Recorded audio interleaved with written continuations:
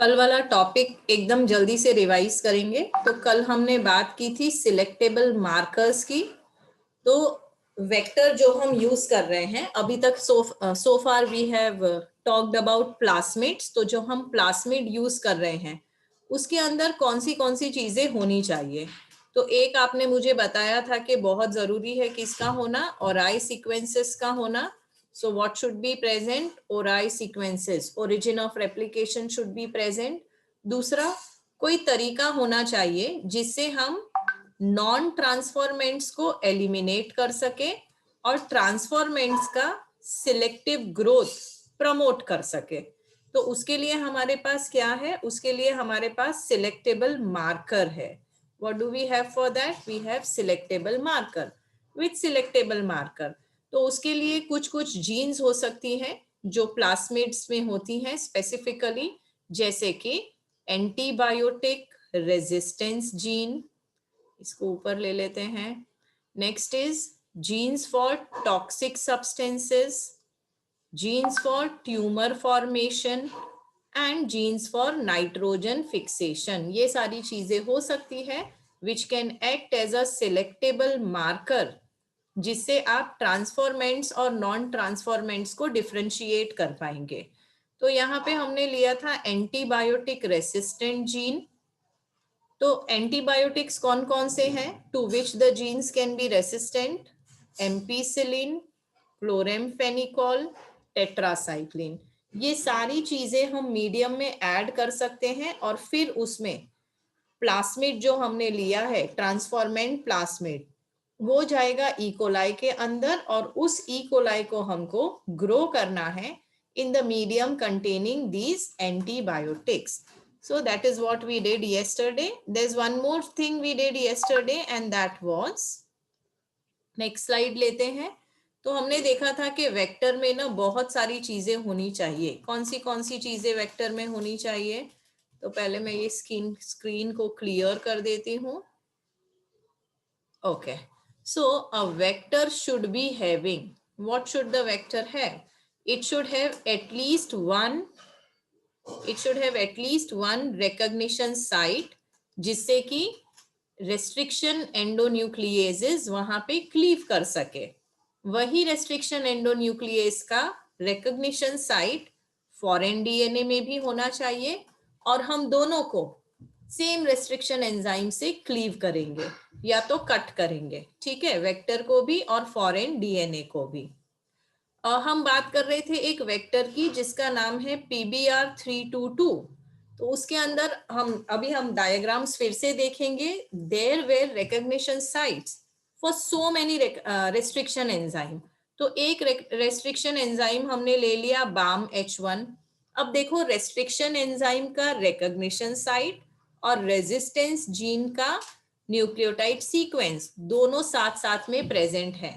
तो जहां पे BAM-H1 का साइट है, ठीक वहां पे टेट्रासाइक्लिन रेजिस्टेंट जीन का भी साइट है। कौन से प्लास्मिड के अंदर? PBR322 प्लास्मिड के अंदर। ओके, तो अब हम सिलेक्ट कर सकते हैं। कैसे सिलेक्ट कर सकते हैं? काम हमारा क्या है, पर्पस क्या है? नॉन रिकॉम्बिनेंट को रिकॉम्बिनेंट से सेपरेट करना। नॉन रिकॉम्बिनेंट मतलब जिसमें हमारा फॉरेन जीन नहीं है। ट्रांसफॉर्मेंट मतलब जिसके अंदर हमारा फॉरेन जीन है। तो हम क्या करेंगे? देखो, वेक्टर प्लस फॉरेन जीन, ये स्टोरी बहुत बार रिपीट हो चुकी, अब सबको समझ में आ जानी चाहिए। वेक्टर प्लस फॉरेन डीएनए, ये हमारा हो गया ट्रांसफॉर्मेंट। अब इसको हम इंसर्ट करेंगे इकोलाई के अंदर। ओके, और इकोलाई को ग्रो करेंगे। किस में ग्रो करेंगे? कोई मीडियम रहेगा, वो अगर अगर हो सकता है, और उस मीडियम के अंदर हम एक एंटीबायोटिक डालेंगे। कौन सा एंटीबायोटिक डालेंगे? उस मीडियम के अंदर हम डालेंगे एम्पीसिलिन। क्या डाला हमने? एम्पीसिलिन डाला। क्या होगा एम्पीसिलिन डालने से? लेट अस सी क्या होगा, कल ऑलरेडी पढ़ चुके हैं हम।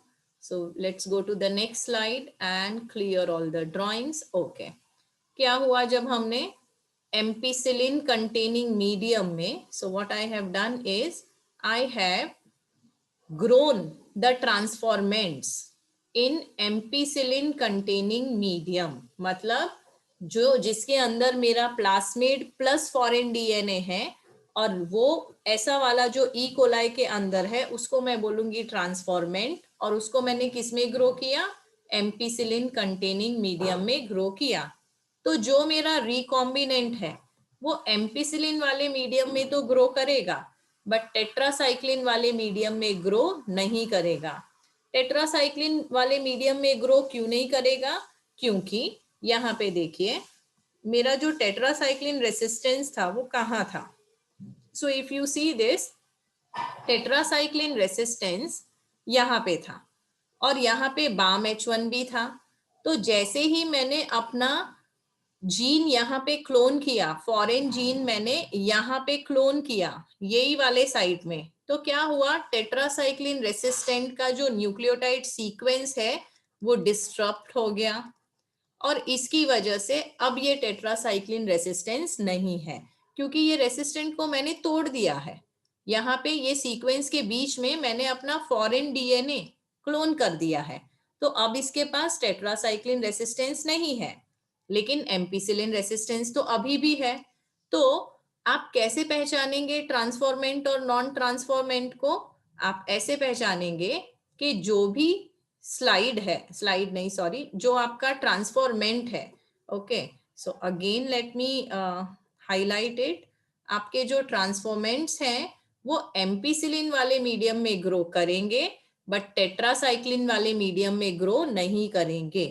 तो इन दिस केस आपने कैसे पहचाना कि ट्रांसफॉर्मेंट कौन सा है और नॉन ट्रांसफॉर्मेंट कौन सा है, आपने पहचाना with the help of antibiotic resistant gene.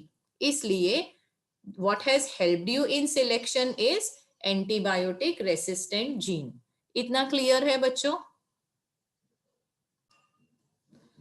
Okay, अब फिर से हम बात करते हैं सेम चीज की, कल का डिस्कशन आगे बढ़ाते हैं। तो ये जो मेथड था जिसमें recombinant DNA is inserted within the coding sequence of an enzyme beta galactosidase, this results in inactivation of the enzyme and this is known as insertional inactivation। इसका मतलब क्या है ये भी समझो अच्छे से। तो फॉर एग्जाम्पल एक हमने दो तरीके से सिलेक्शन हो सकता है। एक सिलेक्शन जो मैंने कल बताया था वो था एंटीबायोटिक सिलेक्शन। अब मैं जो सिलेक्शन की बात करने जा रही हूँ, कौन सा सिलेक्शन है ये, देखिए ये वाला जो सिलेक्शन है इसको बोलते हैं इंसर्शनल इनएक्टिवेशन। क्या बोलते हैं इसको, let me right it on white board and show you. तो इसको बोलते हैं इंसर्शनल इनएक्टिवेशन। क्या है ये इंसर्शनल इनएक्टिवेशन, इंसर्शनल इनएक्टिवेशन मतलब यहाँ पे हम किसी चीज को इनएक्टिवेट कर रहे हैं। किसको इनएक्टिवेट कर रहे हैं देख लेते हैं। So what are we inactivating. अब यहाँ पे हम जो स्ट्रैटेजी यूज कर रहे हैं for selection of recombinants and non recombinants, इस स्ट्रैटेजी को, इस मेथड को बोलते हैं ब्लू वाइट सिलेक्शन। बहुत ही कमाल का मेथड है ये, आप सिर्फ देख के पहचान सकते हैं कि ये रिकॉम्बिनेंट्स है ये नॉन रिकॉम्बिनेंट्स है। इसके लिए हम एक एंजाइम का यूज करेंगे, वो एंजाइम है बीटा गैलेक्टिसिडेज। आपने इस एंजाइम के बारे में पहले भी सुना है, बताइए कहाँ। Lac operon. वेरी गुड, हमने लैक ऑपेरॉन में ये एंजाइम का जिक्र किया था। We had discussed about the enzyme. वहां पे ये एंजाइम क्या कर रहा था, वहां पे ये एंजाइम गैलेक्टोसिडेज को ब्रेक डाउन कर रहा था। So this was used for metabolism of galactose, not galactosidase, it was used for metabolism of galactose, that is the source of sugar। ठीक है, तो अब यहाँ पे क्या हो रहा है, in this particular case how is blue white selection helping us. For that let us go back to our slide. Okay, तो अगर जो आपका जीन क्लोन हो गया है तो जीन का क्लोनिंग साइट कहाँ है, जीन का cloning site is with in the coding sequence of enzyme beta galactosidase. बात समझ में आई आपको। सो फॉर एग्जाम्पल ये आपका, let me take a plasmid here, plasmid ले लो या जो भी आपका वेक्टर है वो ले लो। अब समझो यहाँ पे at this place you had coding sequences of this enzyme। क्या था यहाँ पे बीटा गैल के, इसको मैं शॉर्ट फॉर्म बोल रही हूँ, बीटा गैलेक्टोसिडेज का short form can be beta गैल। तो बीटा गैल एंजाइम बनाने के जो कोडिंग सीक्वेंस है, जो न्यूक्लियोटाइड सीक्वेंस है, वो यहाँ पे है। और जहां पे आपके रेस्ट्रिक्शन एंजाइम का कोडिंग सीक्वेंस है वो भी यहाँ पे है। तो यहाँ पे और क्या मौजूद है, इसको मैं एक अलग कलर कोड दे देती हूँ। So what else is present here, आपका जो रेस्ट्रिक्शन एंजाइम है उसका रिकॉग्निशन सीक्वेंस भी यहाँ पे है। या तो मैं है ना इसको एक नाम ही दे देती हूँ तो it becomes very clear to you. तो और क्या है यहाँ पे समझो हमने बाम H1 लिया था, तो यहाँ पे बाम H1 का रिकॉग्निशन सीक्वेंस भी है। तो अब जो मैंने अपना जीन क्लोन किया वो मैंने यहाँ पर ही क्लोन किया है ना। तो अगर जो मेरा जीन यहाँ पे आ गया है तो बीटा गैल का कोडिंग सीक्वेंस रहेगा या डिसरप्ट हो जाएगा, आप बताइए। I will put my question again. जो बीटा गैल एंजाइम का कोडिंग सीक्वेंस है वहां पर ही बाम H1 का रिकॉग्निशन सीक्वेंस भी है। तो मैंने अपना जीन कहाँ क्लोन किया है, मैंने अपना जीन ठीक यहाँ पे इसके कोडिंग सीक्वेंस के अंदर ही क्लोन कर दिया है। तो सपोज ये क्लोनिंग सीक्वेंस था समझो, ठीक है, ABCDEFGH वॉट। अब यहाँ पे क्या हुआ, बीच में मेरा जीन आ गया, ठीक है।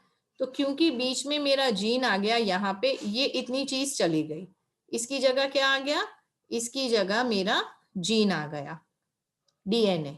अब मुझे बताइए अभी भी ये एंजाइम बनेगा क्या, बीच में से कुछ सीक्वेंसेस गायब हो गए हैं, नहीं, अब ये एंजाइम नहीं बनेगा। So beta galactosidase is not produced here, क्योंकि उसका न्यूक्लियोटाइड सीक्वेंस ही नहीं है।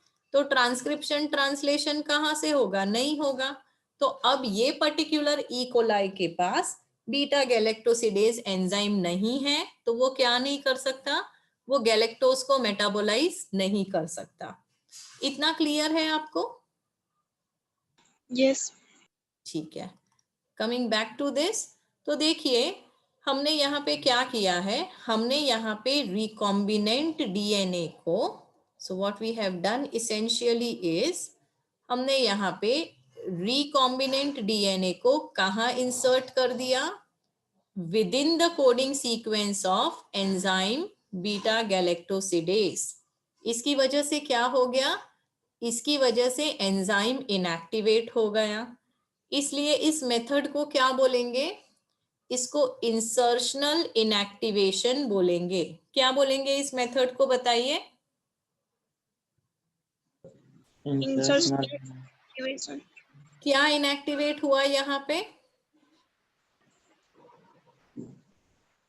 Beta Enzyme. Galact beta galactosidase enzyme inactivate हो गया। क्यों इनएक्टिवेट हो गया,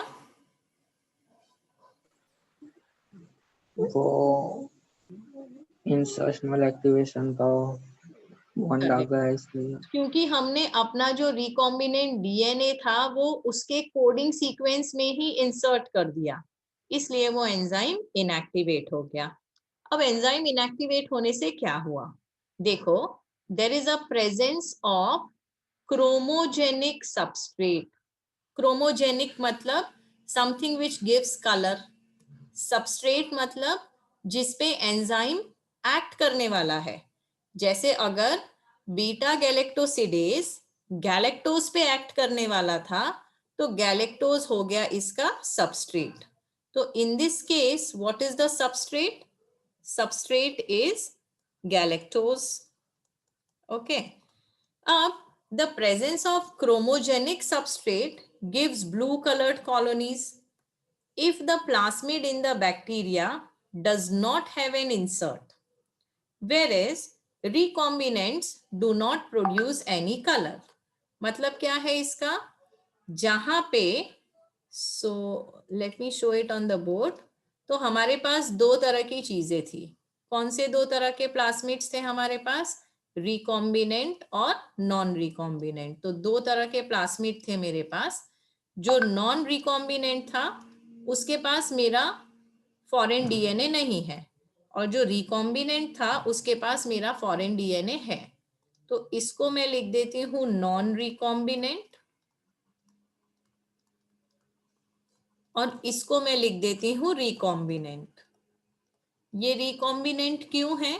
क्योंकि इसके पास हमारा जीन ऑफ इंटरेस्ट या फॉरेन डीएनए, जो भी बोलना है बोल लीजिए, दैट्स प्रेजेंट, राइट। ओके, अब ये दोनों ई कोलाई के अंदर जाएंगे। So this also will infect E. coli and this also will infect E. coli. तो दो तरह के E. coli मिले हमको। ये वाले E. coli का ट्रांसफॉर्मेशन हो गया है, इसलिए हम इसको बोलेंगे ट्रांसफॉर्मेंट्स। इसका ट्रांसफॉर्मेशन नहीं हुआ है तो इसको हम बोलेंगे नॉन ट्रांसफॉर्मेंट। अब हम क्या करेंगे, ये दोनों को हम उगाने वाले हैं, ठीक है। क्योंकि ये ई कोलाई है, समझो मैंने एक फ्लास्क लिया है और उसमें मैं इसको उगा रही हूँ, ठीक है। So I have taken this flask, और एक ही फ्लास्क में मैं, या तो फ्लास्क नहीं लेते हैं, एक काम करते हैं, प्लेट्स ले लेते हैं, ठीक है। अगर अगर वाली प्लेट्स ले लेते हैं। सो यहाँ पे मैंने एक प्लेट लिया, उसमें जो मीडियम था अगर अगर वो पोर कर दिया। So let me pour the medium. कौन से कलर का मीडियम है? समझो ये मेरा अगर अगर है, ठीक है। तो ये मैंने यहाँ पे मीडियम पोर कर दिया। अब इसमें मुझे कोई एंटीबायोटिक डालने की जरूरत नहीं है, क्योंकि यहाँ पे हम एंटीबायोटिक के मेथड से सिलेक्शन नहीं कर रहे हैं। अब हम क्या करेंगे, ई कोलाई उगाएंगे यहाँ पे। तो हमको दो तरह की कॉलोनीज मिलेगी यहाँ पे। कौन सी दो तरह की कॉलोनीज मिलेगी? एक कॉलोनी ब्लू कलर की होगी और दूसरी कॉलोनी व्हाइट कलर की होगी। तो मुझे किस तरह की कॉलोनीज मिल रही हैं? कुछ कॉलोनीज तो हैं जो मुझे ब्लू कलर की मिल रही हैं, और कुछ कॉलोनीज हैं जो व्हाइट कलर की मिल रही हैं मुझे, ठीक है। फ्यू कॉलोनीज आर व्हाइट, इसीलिए इसको हम ब्लू व्हाइट सिलेक्शन भी कहते हैं। अब देखते हैं कौन सी कॉलोनीज ब्लू हैं और कौन सी कॉलोनीज व्हाइट हैं।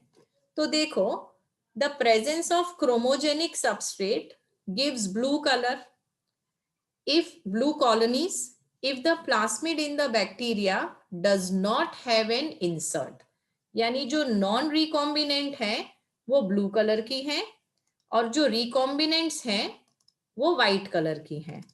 तो यहाँ पे अब मैं इसको लेबल भी कर देती हूँ, ये नॉट दिस वे, ठीक है। तो यहाँ पे मैं इसको लेबल भी कर देती हूँ। आप मुझे, व्हाट एम आई डूइंग, आप मुझे बताएंगे कौन से रिकॉम्बिनेंट्स हैं और कौन से नॉन रिकॉम्बिनेंट्स हैं? व्हाइट वाली कौन सी थी? व्हाइट वाली कौन सी थी बताइए? जो व्हाइट कलर की कॉलोनीज थी वो रिकॉम्बिनेंट्स थी, और जो ब्लू कलर की कॉलोनीज थी वो नॉन रिकॉम्बिनेंट्स थी। By what logic do I say that? फिर से समझते हैं। जो नॉन रिकॉम्बिनेंट थी उसके अंदर फॉरेन डीएनए आया ही नहीं, तो फॉरेन डीएनए आया नहीं तो जो बीटा गैलेक्टोसिडेज एंजाइम था वो सही सलामत रहा। क्योंकि वो सही सलामत रहा, उसने सबस्ट्रेट को कैटलाइज किया और ब्लू कलर दिया। क्योंकि हमने कहा कि जो सबस्ट्रेट है वो क्रोमोजेनिक है। क्रोमोजेनिक मतलब इट विल प्रोड्यूस कलर। तो क्योंकि यहाँ पे फॉरेन डीएनए इंसर्ट नहीं हुआ, आपका बीटा गैलेक्टोसिडेज एंजाइम का सीक्वेंस सही सलामत रहा, बीटा गैलेक्टोसिडेज प्रोड्यूस हुआ, and it acted on the substrate and the product was blue color, so your colonies are also blue color. तो ब्लू कलर की कॉलोनीज क्या है? नॉन रिकॉम्बिनेंट है। पर जहां पे आपका फॉरेन डीएनए इंसर्ट हो गया, क्लोन हो गया, वो रिकॉम्बिनेंट प्लास्मिड में बीटा गैल was inactivated, so the enzyme was not produced, so the substrate could not be converted to blue colored product. तो फिर इसकी कॉलोनी कैसी रही? इसकी कॉलोनी व्हाइट रही। इतना समझ में आया आपको बच्चों? Yes. पक्का सबको समझ में आ गया? So same thing is given here.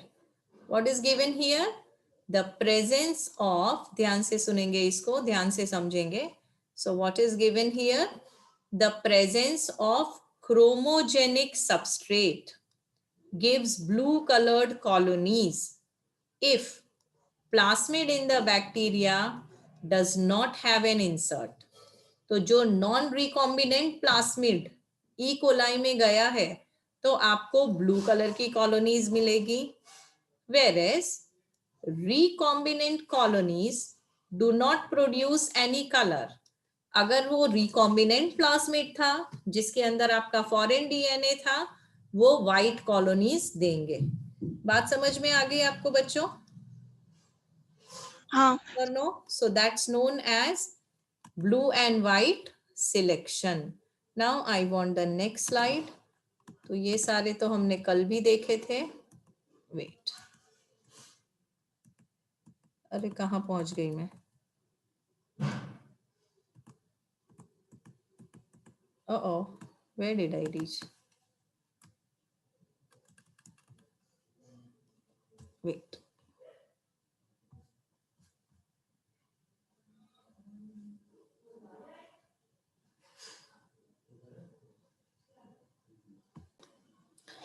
तो फिर से एक बार फटाफट से समझ लेते हैं.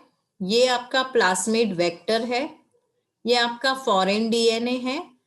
क्या हुआ जब हमने लाइगेशन किया, स्टिकी एंड्स को जोड़ने की कोशिश की, तो यहाँ पे जो आपको दिख रहा है this is insert within लैक-जी.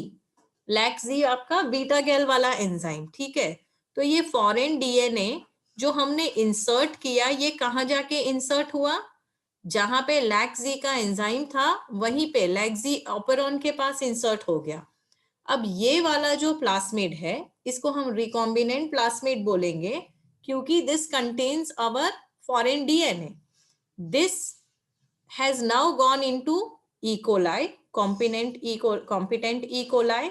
और ऐसा ई कोलाई जब हम ग्रो करेंगे, इसका कल्चर जिसके अंदर हमने एक सबस्ट्रेट डाला है जिसको हम बोलेंगे एक्स गैल, जो कि हमारा क्रोमोजेनिक सब्सटेंस है, this will give you white colonies क्योंकि वो सबस्ट्रेट प्रोडक्ट नहीं बनाएगा. एक और केस हुआ कि हमारा जो फॉरेन इंसर्ट है वो इंसर्ट तो हुआ लेकिन लैक-जी के अंदर इंसर्ट नहीं हुआ. तो इन दिस केस लैक-जी हमारा सही सलामत है तो आपको ब्लू कॉलोनीज मिलेगी. ये वाली कॉलोनीज हमारे काम की नहीं है, हमारे काम की ये वाली कॉलोनीज है, ठीक है. ये भी काम की हो सकती है क्योंकि ultimately what I need is plasmid with my foreign DNA. तो ये फर्दर डिटेल में चले गए हम जिसकी आपको जरूरत नहीं है. तो वैसे इन अ नटशेल इसके पास भी फॉरेन डीएनए है, इसके पास भी फॉरेन डीएनए है, तो ये हमारे काम की है. पर ये कोर्स में अभी नहीं है तो इसको हटा दो. आप ऐसा सोचो कि वो जो फॉरेन डीएनए है वो इंसर्ट हो रहा है लैक-जी के अंदर, वो व्हाइट कॉलोनीज प्रोड्यूस कर रहे हैं, तो वो व्हाइट कॉलोनीज आपको सिलेक्ट कर लेने हैं. अगर जो मेरा फॉरेन डीएनए इंसर्ट के अंदर गया ही नहीं है तो फिर ये जो जब ये वाला प्लास्मिड ई कोलाई को इन्फेक्ट करेगा तो वो ई कोलाई ब्लू कॉलोनीज बनाएगा क्योंकि उसके अंदर जो प्लास्मिड है वो प्लास्मिड के अंदर मेरा foreign DNA is not present. Clear है आपको ये बात? हाँ. यहाँ पे जो आपको दिख रहा है वो प्लास्मिड वेक्टर है. ये प्लास्मिड वेक्टर के पास दोनों चीजें हैं. देखिए एम्पिसिलिन रेसिस्टेंस भी है which can be use as a selection marker, plus यहाँ पे लैक-जी ऑपेरॉन सिस्टम है. तो वो लैक-जी ऑपेरॉन सिस्टम जो है उसके अंदर MCS मतलब मल्टीपल क्लोनिंग साइट्स हैं.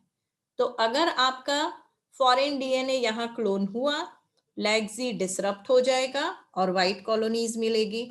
अगर फॉरेन डीएनए यहाँ नहीं क्लोन हुआ लैक-जी इंटैक्ट रहेगा, ब्लू कॉलोनीज मिलेगी. I hope that's very clear.